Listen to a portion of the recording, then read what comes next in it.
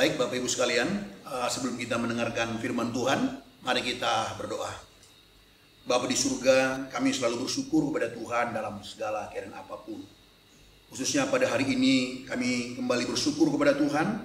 Tuhan memberikan kami satu kesempatan lagi untuk bisa mendengarkan kebenaran firman-Mu.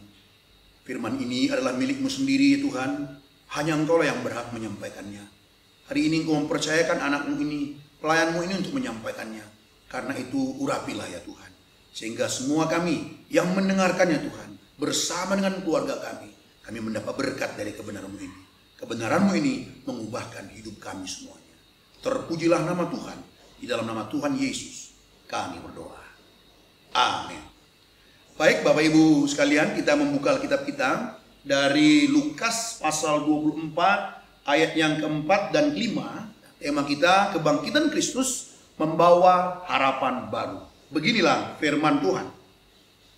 Sementara mereka berdiri termangu-mangu karena hal itu, tiba-tiba ada dua orang berdiri dekat mereka memakai pakaian yang berkilau-kilauan. Mereka sangat ketakutan dan menundukkan kepala. Tetapi kedua orang itu berkata kepada mereka, "Mengapa kamu mencari Dia yang hidup di antara orang mati?" Bapak Ibu sekalian, kebangkitan Yesus seharusnya menjadi sesuatu yang dinantikan oleh para murid. Kebangkitan Yesus itu harusnya bagi para murid menjadi sebuah sukacita. Satu hal yang membuat mereka bersemangat, saudara-saudara. Tapi kenyataannya ketika kita membaca Alkitab kita, kenyataannya tidak demikian. Ya, bagi para murid, misalnya murid-murid wanita, ya, kebangkitan Yesus bagi mereka adalah hal yang membingungkan. Ayat 4 kita baca tadi, ketika mereka ke kuburan, waktu mereka pergi ke kuburan, mereka bukan mau menyambut kebangkitan Yesus. Mereka mau menyelesaikan pelayanan mereka. Apa itu? Mau merempahi. Sebab sebelumnya itu ketika Yesus mati, mereka udah persiapkan semuanya rempah-rempah. Tapi karena hari Sabat, mereka jadi menunda, tidak boleh bekerja di hari Sabat. Itu sebabnya ketika hari Minggu pagi, ya, mereka pergi ke kuburan, mereka ke sana sekali lagi bukan karena mereka tahu Yesus bangkit. Mau menyelesaikan, menuntaskan pelayanan mereka. Nah, ketika mereka sampai di sana, mereka ketika di perjalanan, persoalan bagi mereka adalah siapa nanti yang buka? Itu batu. Nah, singkat cerita, mereka sampai di sana, mereka terheran-heran karena sudah ada yang menggulingkan batu. Lalu mereka masuk ke dalam, ketika mereka masuk ke dalam, mereka tidak menemukan mayat Yesus. Lalu mereka keluar, ada yang berkata kepada mereka, sudah ada malaikat berkata kepada mereka, "Mengapa kamu mencari Dia yang hidup di antara orang mati?" Dan mereka termangu-mangu, akhirnya mereka ketakutan. Apa ini? Apa ini? Jadi kebangkitan Yesus bagi para murid yang harusnya menjadi satu hal yang membuat mereka bersukacita, tapi ternyata pada kenyataannya saat itu bagi murid wanita yang menimbulkan ketakutan bagi mereka, menimbulkan kebingungan. Nah, bagi para rasul, para murid yang pria, saudaraku, itu di ayatnya yang ke-11 dan 12 ya dikatakan begini, ketika para wanita tersebut akhirnya mereka percaya bahwa Yesus bangkit karena perkataan malaikat tersebut, lalu mereka pergi memberitakan kepada murid-murid yang lain, yaitu murid-murid pria. Lalu ketika mereka mendengarkan apa kata murid-murid itu atau para rasul itu berkata itu omong kosong. Jadi kebangkitan Yesus bagi para rasul omong kosong. Bayangin saudara, menganggap perkataan itu omong kosong, ya. Lalu mereka nggak percaya, mereka terheran-heran. Tapi meskipun begitu, mereka pergi juga ke kubur. Lalu Petrus dan kawan-kawan masuk ke dalamnya, mereka hanya melihat kain kafan. Nah, pertanyaannya adalah, mengapa tadi di awal saya berkata kebangkitan Yesus seharusnya itu sesuatu yang dinantikan para murid? Ya, kenapa? Karena saudaraku yang dikasih Tuhan, atau sebelum saya menjawab itu, sebelum saya membahas itu, atau mengapa murid-murid jadi mengalami ketakutan, membingungkan, atau mereka nggak percaya, terheran-heran terhadap kebangkitan Yesus ini? Karena mata kepala mereka sendiri melihat bagaimana Yesus dibunuh. Mata kepala mereka sendiri melihat, saudaraku, semuanya itu bagaimana kubur kosong yang ada tinggal kain kafan. Itu mengherankan bagi mereka. Tapi kalau kita mau jujur untuk bisa menjawab, ya, ini semua karena kebodohan dan kedegilan para murid-murid, saudara. Kebangkitan Yesus harusnya menjadi sesuatu yang dinantikan. Akhirnya berbeda pada faktanya. Sekali lagi, kenapa? Karena kebodohan mereka, karena kedegilan mereka. Sesungguhnya Yesus telah mengajarkan berulang-ulang. Kalau ada sesuatu atau seseorang mengajarkan berulang-ulang, itu pasti satu pengajaran yang sangat penting. Yesus telah mengajarkan berulang-ulang kepada mereka, saudaraku. Pengajaran apa? Pengajaran tentang bahwa dia akan mati, dia akan ditangkap mati, lalu dibangkitkan pada hari yang ketiga. Di dalam Matius pasal 16 dengan jelas berkata, saudaraku, bahwa 32, bahwa aku akan bangkit pada hari yang ketiga dan mendahului kamu ke Galilea. Dan pernyataan ini diulang-ulang. Bapak Ibu Saudara bisa membuka nanti di dalam Matius pasal 16 ayat 21, ya, Matius pasal 17 ayat 23, pasal 20 ayat 19.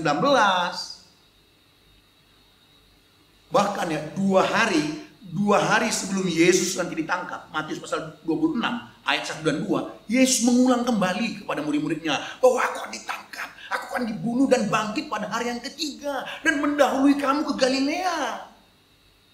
Kalau murid-murid memperhatikan ajaran ini, kalau murid-murid menangkap ajaran ini, ketika Yesus mati, mereka sedih. Yes, mereka sedih melihat gurunya, Tuhannya yang mereka kasihi, mengalami penderitaan seperti itu. Tapi next, harusnya mereka membuat panitia kecil. Petrus sebagai sosok rasul yang selalu gampang untuk berbicara, gampang mengeluarkan pendapat. Paling enggak dia jadi ketua panitia. Jadi mengumpulkan kawan-kawan berkata, hei, guru kita kan berkata hari ketiga dia akan bangkit. Ayo kita buat panitia. Siapa ketuanya? Siapa seksi konsumsi? Siapa seksi transportasi? Kalau kita bawa dalam bahasa sekarang. Untuk apa? Untuk mempersiapkan kebangkitan Yesus hari ketiga. Karena dia pernah berkata dia akan bangkit pada hari ketiga. Tetapi murid-murid satu pun tidak ada yang ingat. Baik wanita maupun yang pria. Sama sekali mereka tidak ingat ajaran Yesus. Bapak Ibu yang terkasih, jangan sampai kita mengalami hal ini. Saya bertanya kepada Bapak Ibu, apakah Bapak Ibu masih ingatkah khotbah minggu lalu? Coba, masih ingatkah? Murid-murid pernah mengalami pengalaman seperti itu. Mereka tidak serius ternyata mendengarkan khotbah Tuhan. Ternyata mereka selama ini tidak serius mendengarkan ajaran Tuhan. Ada satu pengajaran Tuhan Yesus yang berulang-ulang. Mereka tidak menangkap. Mereka tidak mengerti. Ketika ketika Petrus masuk ke dalam kubur, dia melihat kubur kosong, dia hanya melihat kain kafan. Bayangin, kain kafan tidak membangkitkan memori dalam pikiran, dalam ingatan Petrus bahwa dia pernah berkata dia akan bangkit pada yang ketiga. Mereka yang termangu-mangu. What happening? What's going on here? Nah, jadi saudaraku, sayang sekali ya. Nah, akibat dari murid-murid yang kebingungan, murid-murid yang takut dari pengalaman kebangkitan ini, ya, akhirnya mereka tidak percaya Tuhan kita yang maha baik itu. Akhirnya memutuskan untuk menjumpai mereka, untuk menampakkan diri kepada mereka. Harusnya murid-murid langsung pergi ke Galilea pada hari ketiga. Petrus, ya, memimpin teman-temannya, mari kita ke Galilea. Karena dulu guru pernah berkata, hari ketiga dia akan bangkit, mendahului kita ke Galilea. Guru pasti sudah di sana, mari kita ke sana. Dan mereka jumpa di sana. Tapi karena nggak ada yang ingat. Tapi itulah Tuhan kita.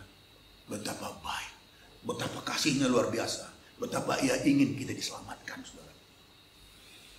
Akhirnya Tuhan menjumpai mereka. Nanti Bapak Ibu bisa membaca, ya, teks-teks mengenai tentang bagaimana Yesus menjumpai para murid, saudaraku yang terkasih. Kematian Yesus menghancurkan harapan murid-murid. Kematian Yesus menjadikan murid-murid kehilangan arah dan tujuan hidup mereka. Itu yang terjadi ketika Yesus mati terhadap murid-murid. Mereka bingung mau buat apa. Mereka kehilangan arah. Mereka kehilangan tujuan. Mereka, saudaraku, tidak mampu melihat masa depan yang cerah.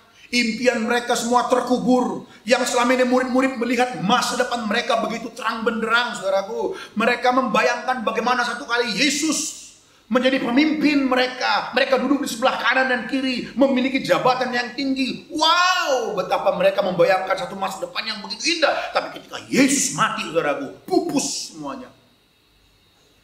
Itulah mereka berduka, mereka susah hati semuanya, saudara. Tetapi melalui kebangkitan Yesus,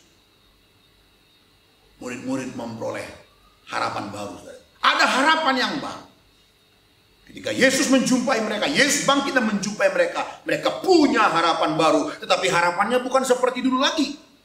Bukan lagi memikirkan jabatan tinggi di bumi ini, bukan memiliki keterhormatan di bumi seperti konsep harapan mereka sebelumnya, tapi harapan mereka sekarang memiliki value yang berbeda, saudaraku.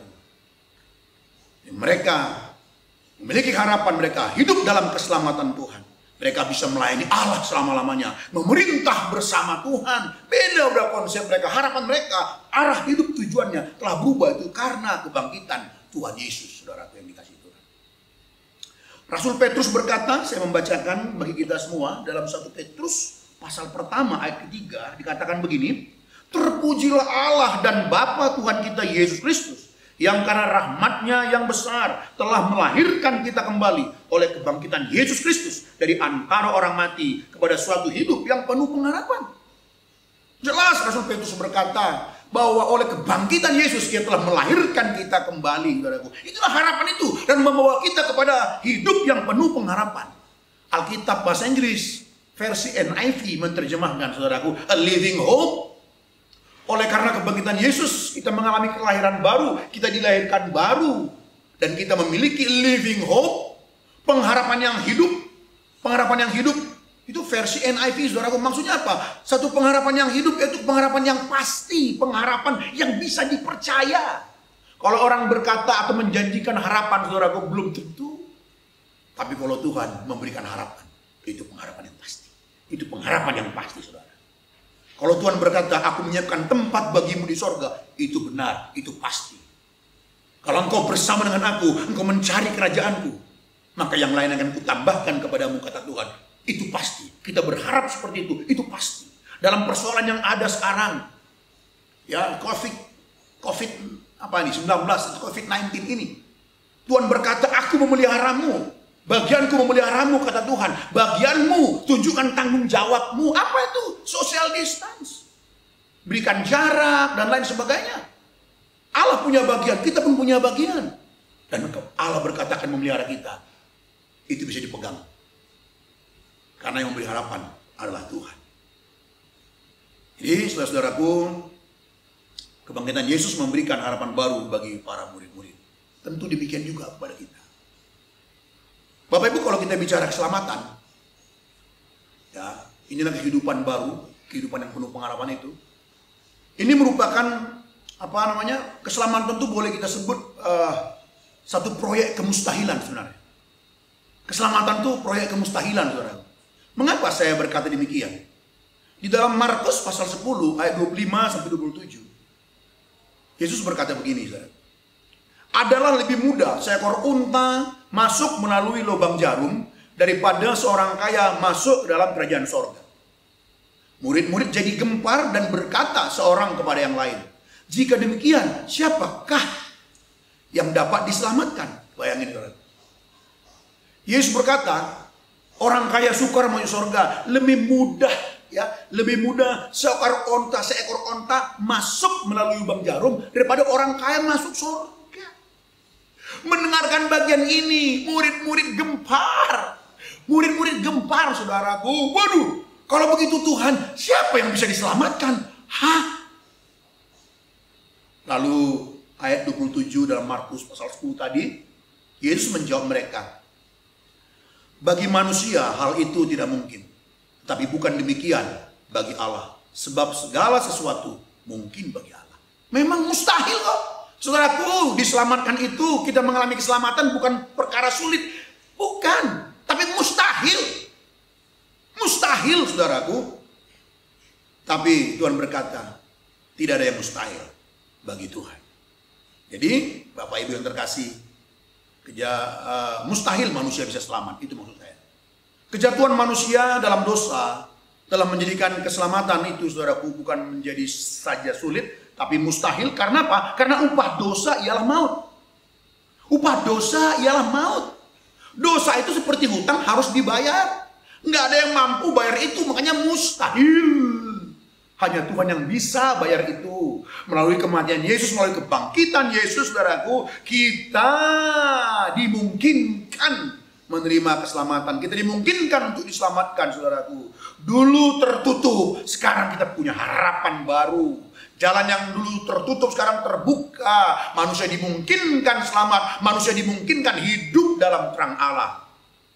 Apa maksud saya manusia dimungkinkan selamat, saudara? Apakah keselamatan itu mungkin-mungkinan? Bukan. Begini Bapak Ibu yang terkasih. Berbicara mengenai keselamatan, kita harus memahaminya dalam pengertian yang luas. Ya, bicara mengenai keselamatan kita harus memahaminya dalam pengertian yang luas. Jadi bukan pengertian sempit seperti mati masuk surga. Orang percaya Yesus mati masuk surga. Jangan, itu pengertian yang minim. Ya itu betul. Saya setuju. Ya, percaya Yesus mati masuk surga. Jangan begitu, itu sempit sekali pengertiannya. Tapi pengertian yang luas.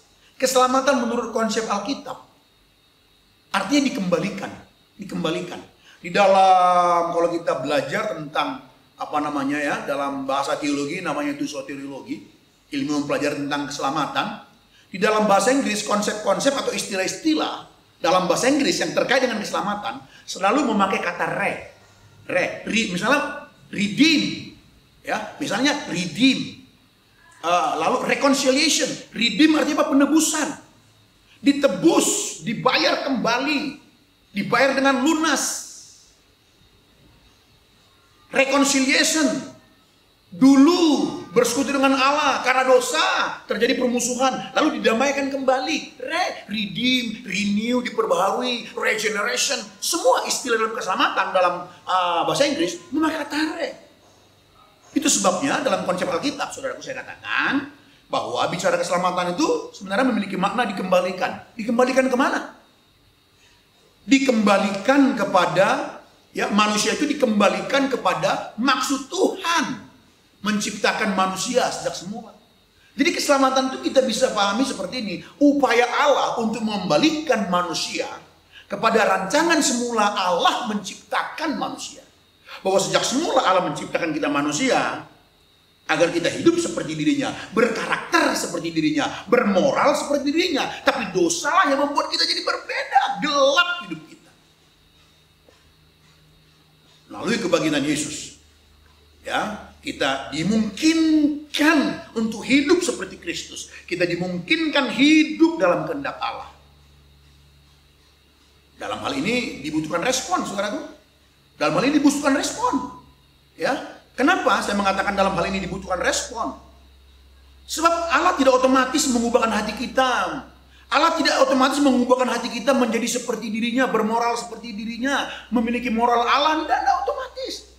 Tidak otomatis, saudaraku yang dikasih Tuhan. Paulus dalam 1 Timotius 6 ayat 12 berkata, rebutlah hidup yang kekal. Rebut hidup yang kekal. Dikatakan begitu, bertandinglah dalam pertandingan iman yang benar dan rebutlah hidup yang kekal. Jadi hidup kekal itu kita rebut. Itu kata Paulus dengan jelas, Bapak Ibu. Itulah sebabnya dibutuhkan respon. Sekalipun Yesus telah mati dan bangkit, tidak membuat otomatis kita menjadi orang-orang rohani, saudara. Ada bagian kita. Kita mesti memilih. Seperti Paulus berkata tadi, merebut hidup yang kekal. Maksudnya apa? Upayakan, capailah hidup yang kekal. Hidup kekal itu apa artinya?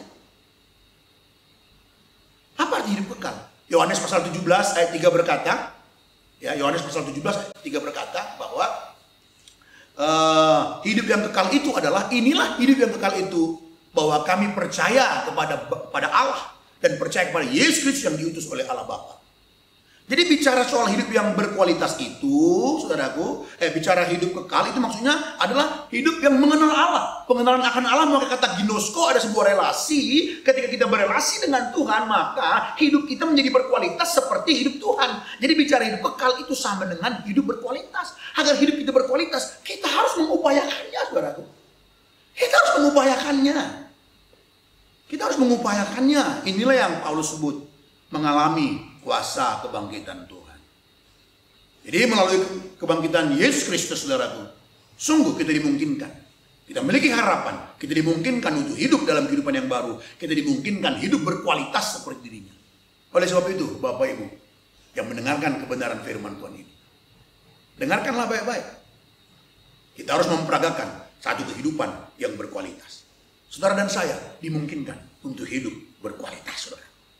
Berkualitas di rumah, dalam hubungan suami istri, berkualitas atau di tengah-tengah keluarga, dalam lingkungan, berkualitas dalam pelayanan gereja. Saudara mungkin sebagai pelayan Tuhan, kita sebagai pelayan Tuhan. Cuma pikirkan, apakah kita telah Melayankan satu pelayanan berkualitas. Ingat berkualitas tadi apa? Hidup kekal itu bicara hidup yang berkualitas. Mengapa saya berani berkata begitu? Karena Yohanes 17 ayat 3 berkata bahwa hidup yang kekal adalah pengenalan akan Tuhan. Jadi orang yang mengenal Tuhan itu memiliki relasi dengan Tuhan. Dia pasti memiliki karakter seperti Tuhan. Hidup seperti Tuhan itulah hidup yang berkualitas yang saya maksud. Mari kita berlomba-lomba.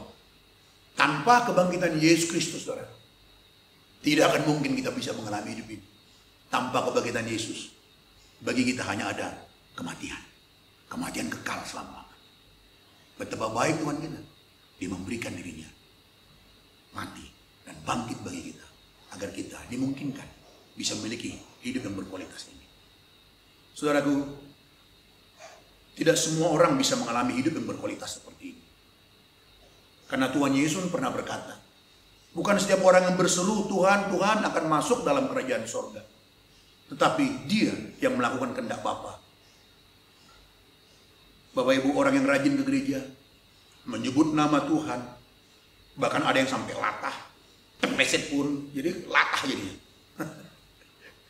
Tapi ingat ya, bukan orang yang menyebut nama Tuhan, Tuhan, walaupun 1000 kali satu hari. Itu bukan jaminan hidup kita berkualitas. Bukan. Tetapi Alkitab berkata, orang yang masuk dalam kerajaan surga, yaitu orang-orang yang hidupnya berkualitas itu, bermoral seperti Allah, adalah orang yang melakukan kehendak Bapa di surga. Selamat Paskah bagi kita semuanya. Kiranya Tuhan Yesus memberkati kita. Satu keluarga, bergandengan tanganlah, ambillah komitmen. Kita sebagai suami, imam di rumah, ayo tunjukkan. Inilah peran kesempatan kita sebagai seorang suami, sebagai imam di rumah. Ajak pasangan kita, anak-anak, sama-sama berdoa. Lalu berkata kepada Tuhan, Tuhan inilah keluarga kami. Komitmen kami hanya satu, Tuhan.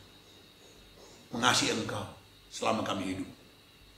Masing-masing kita, mulai dari keluarga, saling mengasihi, saling mencintai.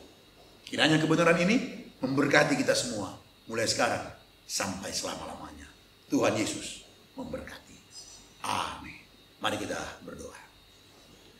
Bapa,